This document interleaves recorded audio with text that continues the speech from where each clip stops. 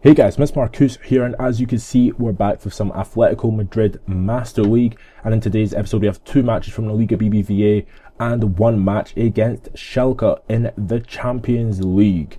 And of course, Schalke are a ridiculously good side in this game. I really have fun playing against them because I destroyed them with my Southampton team last year. And of course, one player from that team is in my squad today, actually, Morgan Schneiderlin. But of course, it's been a bit tired for him playing at nearly every single game, so of course I gave him a rest against RC Deportivo, and he will come back into the side against Schalke. So pretty decent, but of course this game in particular I had to rest so many players because so many people were just basically dying after the international break again. Like it was the same international break that they had. Like it had to take them 2 games to recover, which is just ridiculous. But I'm not going to complain.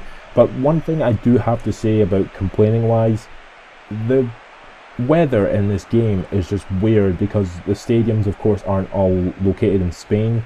So why would it be raining in like October, I think it's October now, it must be about October or September or something. Like it hardly rains in Spain. So why is it raining?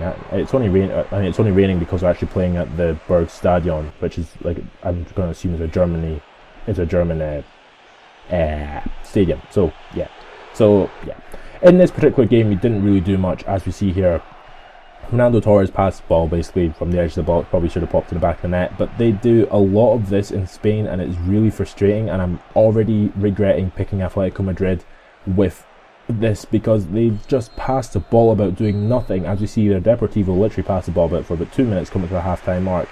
As you can see there, they have 59% possession, 88% pass completion, which is just ridiculous. They shouldn't be having that for a team like Deportivo. Aren't that bad, but really, like, come on. So in the 49th minute of the match, Fernando Torres runs past two players, gets a strike away. It's a really poor strike, but I don't care because we score a goal 1-0, which is pretty decent. And Fernando Torres goes off and celebrates as you expect. They come to the 78th minute of the match, a crazy tackle from Roman Daniel, something ridiculous like that. He gets himself a yellow card because it's just a ridiculous tackle. But to be fair, I hardly play him and he's like 35 years old.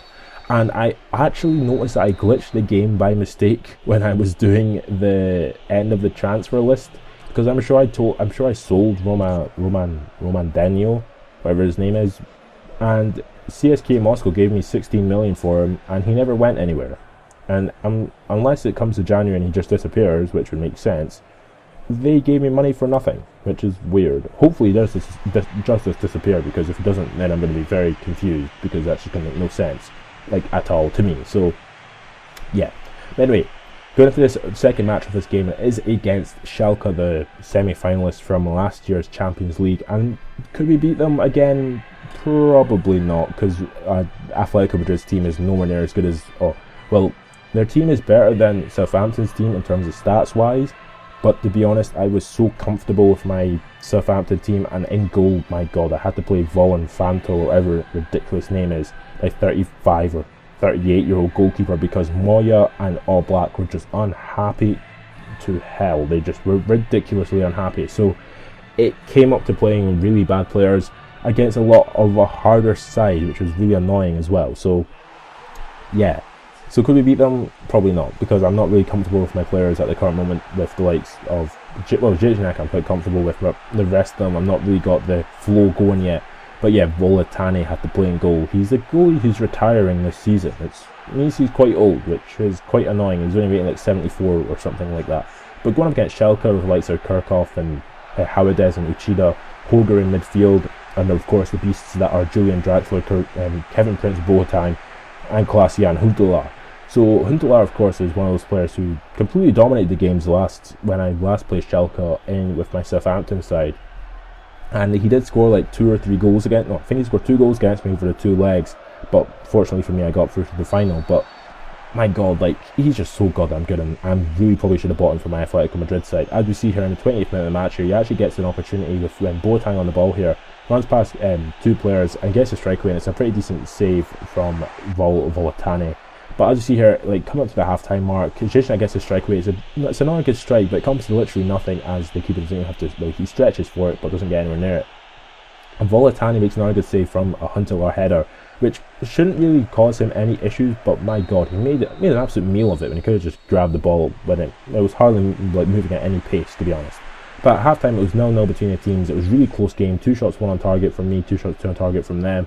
But as it's come up to the 58th minute of the match, Griezmann on the ball, runs past 2 players, gets a strike away. It's a really good save from the goalkeeper.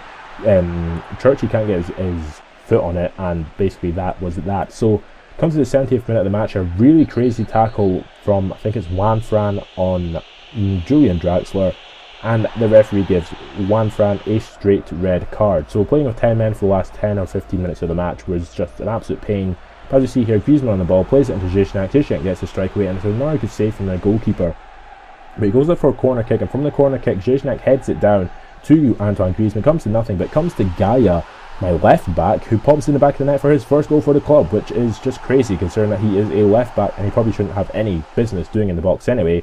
But he pops in the back of the net, which is a pretty decent thing for him. But comes up to the last minutes of this match, and my god, poor defending from me. Klaas-Jan Huntelaar gets an opportunity, well, nearly gets an opportunity, and then Thiago runs away from the ball, and they play through Dennis Ayogo, and Dennis Ayogo pops him back in the net. If you want to go back like 2 seconds to when I was getting the ball with Thiago, and he just runs away from the ball like a crazy person. It's ridiculous. I thought they'd put that out of the game. It was in PES 2013, in PES 2014, I thought it was out in PES 2015, but it's not. Goddamn iron out your issues. But at half-time, at full-time, it was 1-1 between the teams, and the goalkeeper got man of match for Schalke, which is, as you'd expect, when it's a 1-1, when I completely dominate the game. But we got 7 points, Schalke have 5, Arsenal have 4, and Bressan have 0 at the bottom, because, as you'd expect from a team which are not real, they of course will not have the best thing anyway.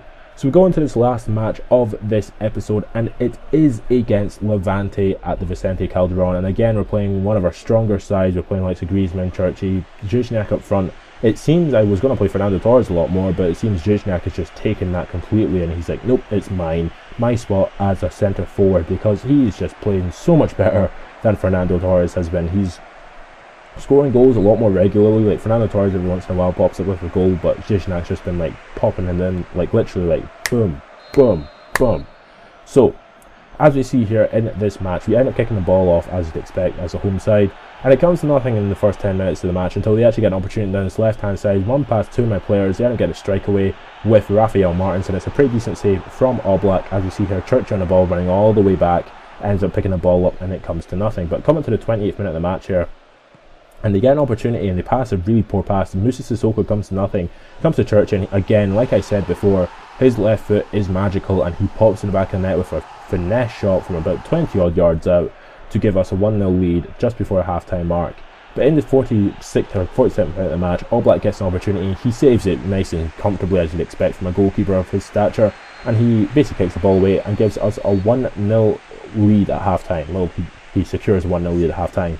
As you see there at the half-time stats, 3 shots 3 on target from us, 3 shots 2 on target from them. It was a pretty close game. As you see here in the 55th minute of the match, Arda Turan tests Marino in goal for Levante. And it comes up to the 65th minute of the match here. Cerci on the ball, runs past 2 players, gets a strike away, another good save from the goalkeeper. And like we were sort of dominating a little bit, and it comes to the last minutes of the match here as Koki on the ball tries to run past 2 players, eventually runs past the 3rd player in the box. The guy just completely takes me out, as you'd expect. Get a penalty kick, as you'd expect. The referee gives nothing, because that's what the referees do. Penalty taker was Antoine Griezmann, and Griezmann pops it in literally slightly to the right. Didn't want to put too much power on it, and basically we won the game 2-0. So 2-0 win against Levante, still unbeaten in the league, but for some reason Barcelona and Real Madrid of course will continue to be unbeaten as well, because that's just what you expect. As you see here, Cerci on the ball trying to run past a couple of players. I was actually going for my third goal of the game, but the referee just decided to blow the whistle before I was about to shoot. Ridiculous. But as you see there, 4 shots 2 on target, 8 shots 6 on target from us. And as you can see, like I was saying, in the league, we're still 5 points behind Real Madrid. Goddamn ridiculous. So if you have enjoyed this video, subscribe to my channel for more, and catch you later.